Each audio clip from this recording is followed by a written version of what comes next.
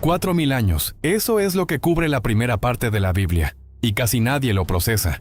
4.000 años de historia humana comprimidos en 11 capítulos. La creación del universo, el primer hombre, el primer crimen, el diluvio más devastador que jamás existió, y una torre que casi le declaró la guerra a Dios. Todo eso está en Génesis 1 al 11. Hoy te voy a llevar por ese viaje. Pero te advierto algo desde ya. Hay un detalle al final de este video que casi ningún documental menciona. Algo que cambia la manera en que lees todo el Antiguo Testamento. Pero primero, ¿quién escribió esto? El autor es Moisés, inspirado por Dios según la tradición judía y cristiana. Este hombre reunió en 5 libros, el Pentateuco, todo lo que necesitabas saber desde el principio del tiempo hasta las puertas de la tierra prometida. 2.600 años de historia, en 5 libros. Y el primero de todos se llama Génesis, que en griego significa comienzo. No es casualidad. En este libro está el comienzo de todo.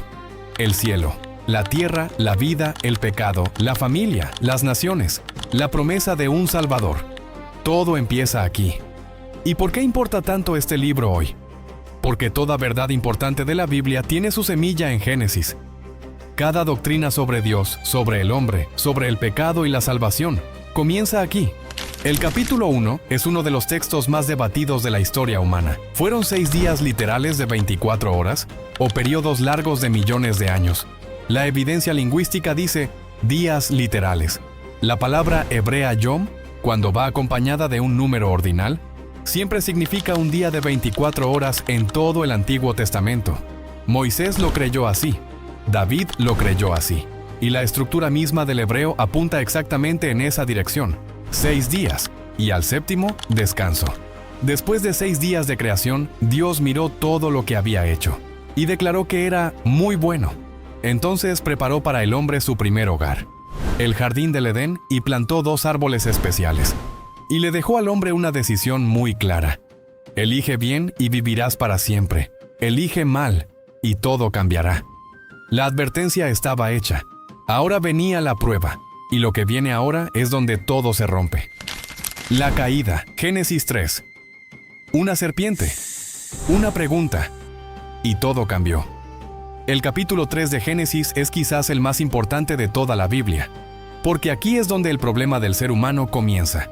La serpiente, identificada en Apocalipsis como el mismo Satanás, se acercó a Eva. No con violencia, sino con una pregunta. ¿Con qué Dios ha dicho? Esa sutil duda, ese ¿seguro que Dios dijo eso?, fue la primera semilla de la rebelión.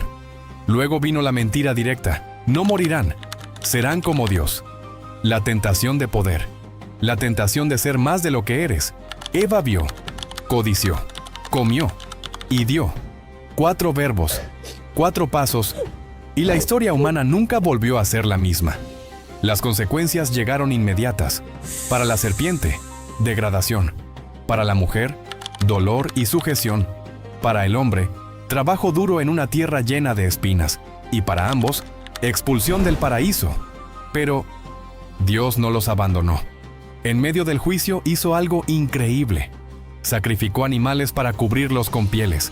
El primer sacrificio de sangre en la historia. Una figura temprana de lo que vendría siglos después. Y les prometió algo. Pondré enemistad entre ti y la mujer, y entre tu simiente y la simiente suya. Génesis 3:15. La primera promesa de un redentor. La primera luz en la oscuridad más profunda. La primera civilización y el diluvio. Génesis 4-9. Después de la caída, el mundo siguió girando. Pero algo había cambiado dentro del hombre. Caín y Abel, los primeros 2 hijos de Adán. Y ya en la primera generación, el primer homicidio. El pecado no tardó. No necesitó siglos para crecer. Solo una generación. Génesis 4 nos muestra cómo el mal se hereda, se expande, se normaliza. Mientras tanto, el linaje de Set, el tercer hijo, siguió buscando a Dios. Pero pasaron generaciones, y ese linaje se contaminó. Los patriarcas anteriores al diluvio vivían en promedio 900 años. Adán vivió 930, Matusalén 969, Noé, 950, y en ese tiempo larguísimo la maldad se extendió hasta un punto que Dios declaró: suficiente. Solo una familia permaneció fiel, Noé. Dios le dio instrucciones precisas para construir un arca. No una balsa, no un bote. Un arca colosal con capacidad para su familia y cada especie animal sobre la tierra. Y el arca tiene un simbolismo poderoso. El arca tomó el castigo del agua, se elevó sobre el diluvio, era el único lugar seguro, y tenía una sola ventana, mirando hacia arriba. Dios le dijo a Noé: entra en el arca. Y eso representa la salvación, porque Dios le estaba dando un lugar seguro. Noé obedeció y entró. Eso representa la respuesta del hombre a la voz de Dios. Luego Dios cerró la puerta del arca. Eso representa la seguridad, porque cuando Dios guarda, nadie puede quitar esa protección. Después del diluvio, Dios le dijo: sal fuera. Eso representa el servicio, porque el salvo no se queda encerrado, sino que sale para cumplir el propósito de Dios. Finalmente, Noé ofreció un holocausto al Señor. Eso representa la dedicación, porque después de ser salvo, su vida debía ser entregada en adoración y gratitud a Dios. 5 momentos, 5 palabras clave, un patrón que la Biblia usará una y otra vez. La Torre de Babel, Génesis 10-11. El diluvio terminó. Dios hizo un pacto con Noé. El arco iris fue la señal. Pero los descendientes de Noé olvidaron rápido. Se reunieron en la tierra de Shinar. Hablaban un solo idioma y decidieron construir algo que llegara hasta el cielo. No para honrar a Dios, para desafiarle, para hacerse un nombre, para no dispersarse por la tierra como Dios había ordenado. La Torre de Babel no era solo un edificio, era una declaración de independencia de Dios. Y Dios respondió. Confundió las lenguas.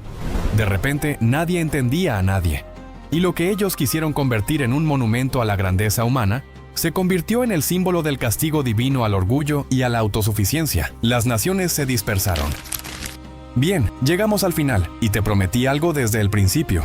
Un detalle que casi nadie menciona. Aquí está. Toda la Biblia, desde Génesis hasta Apocalipsis, es una revelación progresiva. Como una antorcha que se va encendiendo. Cada capítulo añade más luz. Génesis 1-11 no es solo historia antigua, es la base de todo. La promesa de Génesis 3:15, que la simiente de la mujer aplastaría la cabeza de la serpiente, es la misma promesa que se cumple en el Nuevo Testamento. El mismo hilo que conecta el jardín del Edén con la cruz del Calvario. El primer sacrificio de animales para cubrir la desnudez de Adán y Eva. Prefiguró el sacrificio final de Cristo para cubrir nuestra culpa. El arca que salvó a Noé del juicio es figura de Cristo que salva a los creyentes del juicio eterno. Adán, Noé, el diluvio, Babel. No son solo historias, son promesas, son advertencias, son señales que apuntan hacia adelante. Misma historia. Si esta lección te ayudó a ver la Biblia con nuevos ojos, dale like, compártela con alguien que la necesite y suscríbete para que no te pierdas las siguientes lecciones. Y si quieres conocer más sobre la Biblia, fortalecer tu llamado y prepararte para servir, puedes ser parte de HCU Internacional. Estudia desde cualquier lugar y crece en conocimiento, fe y propósito. Ingresa ahora a www.hc.university